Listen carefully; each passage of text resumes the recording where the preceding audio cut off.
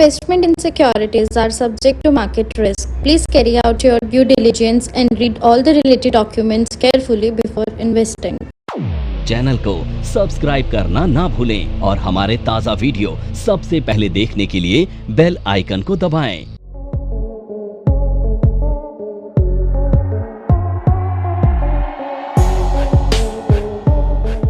आज हम डिस्कस करेंगे बैंक निफ्टी के बारे में। जैसा कि हमने देखा कि आज बैंक निफ्टी की एक गैप अप ओपनिंग हुई थी और गैप अप ओपनिंग के बाद में सडनली मार्केट जो है वो डाउन आ गई थी। निफ्टी भी डाउन आई, सेंसेक्स भी, और बैंक निफ्टी में भी हमें एक डाउनफॉल देखने को मिला। और कई दिन से जैसे कि एक अप ट्रेंड यहाँ पर हम देख रहे थे जो बैंकिंग निफ्टी में, बैंक निफ्टी में, तो आज जो हमें एक फॉल देखने को मिला।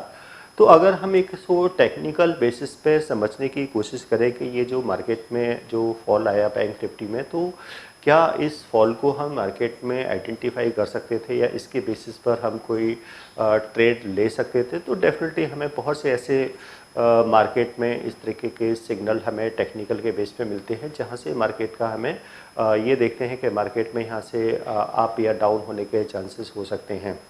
तो जो हमारी पॉसिबिलिटी हो सकती है, तो हमें इसको किस तरीके से स्टडी करना है, किस तरीके से आइडेंटिफाई करना है कि मार्केट किसी एक लेवल से अगर डाउन आ सकती है तो क्या वहाँ पे हम कोई पोजीशंस ले सकते हैं, हम कोई ट्रेडिंग कर सकते हैं। तो हमें एक व्यू अगर मार्केट का बनाना हो इसके बेसिस पर, तो डेफिनेटली हम ये जो अगर हम मार्केट के जो सिग्नल्स हैं अगर हम उनको देखें या मार्केट के प्रॉपर एक ट्रेंड को आइडेंटिफाई करें और साथ में अगर हम इंडिकेटर्स की हेल्प ले लें, तो उससे हमें और क्लैरिटी हो जाती है कि जिसमें हमें लगता है कि हाँ, यहाँ से मार्केट में कोई एक करेक्शन हो सकता है। बेसिकली मार्केट को आइडेंटिफाई करने के लिए हम टू टाइप के इंडिकेटर्स को यहाँ पे यूज़ करते हैं, लैगिंग और लीडिंग। यानी कि यहाँ पे हम मार्केट को आइडेंटिफाई करने के लिए टू टाइप के इंडिकेटर्स को यूज़ करते हैं, जिसके बेसिस पर हम मार्केट के ट्रेंड को आइडेंटिफाई करते हैं कि मार्केट में यहाँ से क्या कोई रिवर्सल आ सकता है। तो जिसमें कुछ लीडिंग इंडिकेटर्स होते हैं, कुछ लैगिंग इंडिकेटर्स होते हैं। तो आज हम इसमें जो भी मार्केट में फॉल था, तो वहाँ पे हम एक लैगिंग इंडिकेटर्स को यहाँ पे हेल्प से देखेंगे। क्या ये इंडिकेटर्स हमें क्या ऐसा कोई सिग्नल दे रहा था जिससे लग सकता था कि मार्केट में कहीं भी कोई अगर हमें ऐसा कोई प्राइस एक्शन देखने को मिलता है या कैंडल्स का कोई ऐसा पैटर्न्स देखने को मिलता है या कोई ट्रेंड लाइन का हमें ब्रेकआउट देखने को मिल सकता है, तो जहाँ से हम कोई इस तरीके का एक पोजीशंस मार्केट में ले सकते हैं।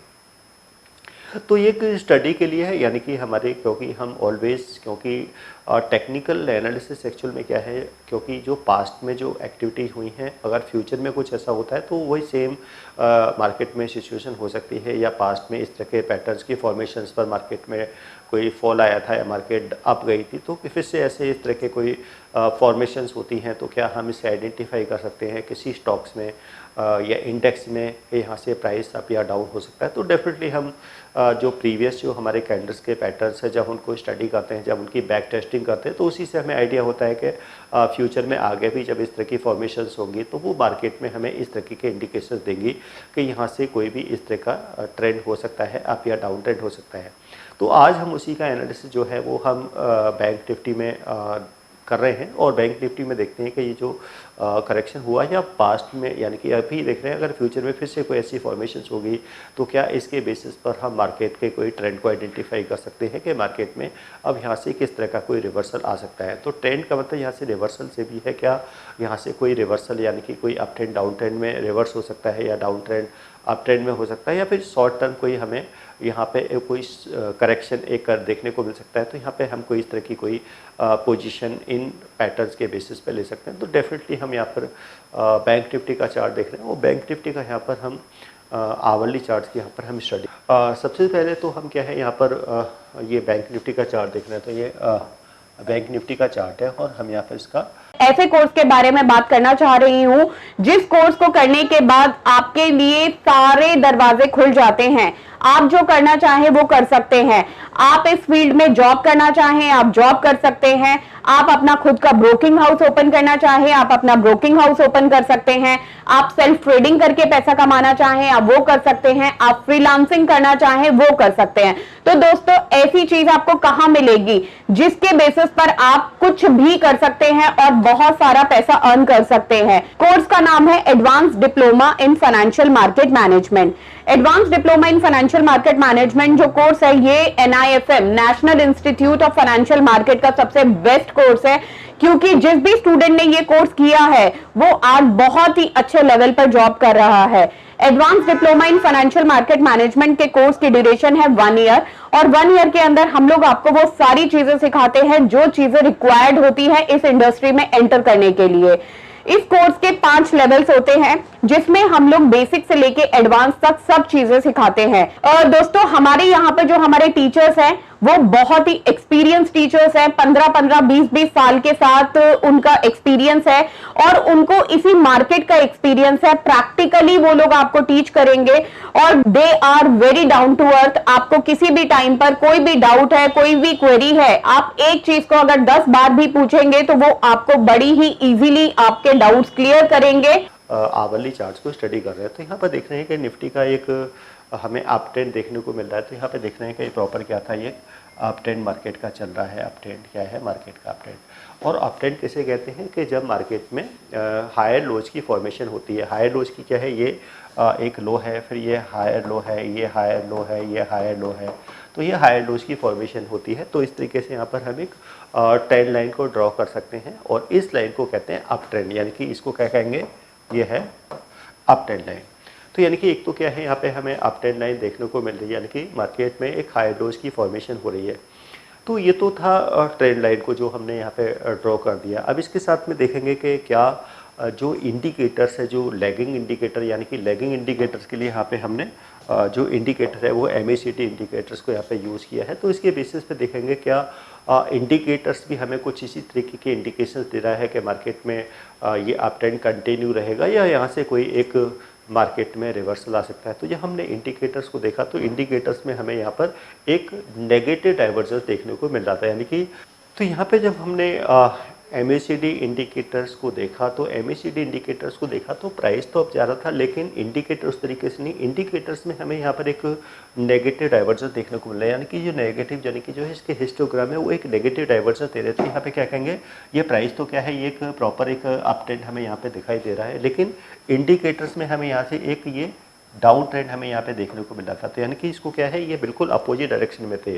तो नेगेटिव डाइवर्जेंस कैसे कहते हैं कि प्राइस अगर आप जा रहा है और इंडिकेटर अगर डाउन जा रहा है तो इसको कहा जाता है यहाँ पर नेगेटिव डाइवर्जेंस। तो हमें यहाँ पे देख रहा था कि एक नेगेटिव डाइवर्जेंस हमें यहाँ पर देखने को मिल रहे हैं। तो हमने फिर देखा कि क्योंकि जो भी ट्रेड है, यानी कि कोई भी हम जो एनालिसिस करते हैं वो कैंडल्स के पैटर्न्स के बेस पे, या फिर हम कोई ट्रेंड लाइंस को के अगर कोई ब्रेकआउट हुआ है तो उसके बेसिस पर हम कोई भी ट्रेड ले सकते हैं। तो यहाँ पे क्या हम कोई एक ट्रेड हमें मिल सकता था? तो डेफिनेटली अगर देखें तो क्या हमें देखा कि जब हमने कैंडल्स के पैटर्न्स को यहाँ पे आइडेंटिफाई किया, तो जब हमने यहाँ पर कैंडल्स के पैटर्न को पहले तो हमने यहाँ पे देखा कि प्रॉपर एक अप ट्रेंड हमें देखने को मिल रहा था और डाइवर्जेंस जो थे वो MACD जो डाइवर्जेंस वो नेगेटिव डाइवर्जेंस यहाँ पर दे रहा था।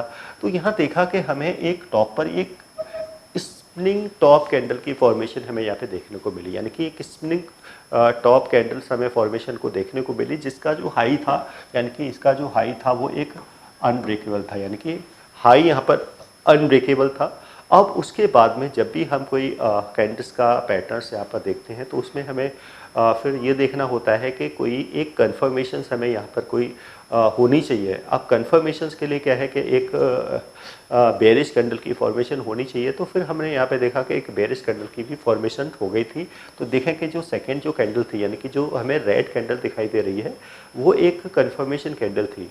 तो यानी कि हमारा जो ग्रीन कैंडल है जो कि स्प्रिंग टॉप कैंडल है उसका हाई अनब्रेकेबल था। जो सेकेंड कैंडल थी वो एक रेड कैंडल की फॉर्मेशन हुई। अब उस रेड कैंडल जो थी उसका भी जो लो था वो लो भी यहाँ पर ब्रेक हो गया था।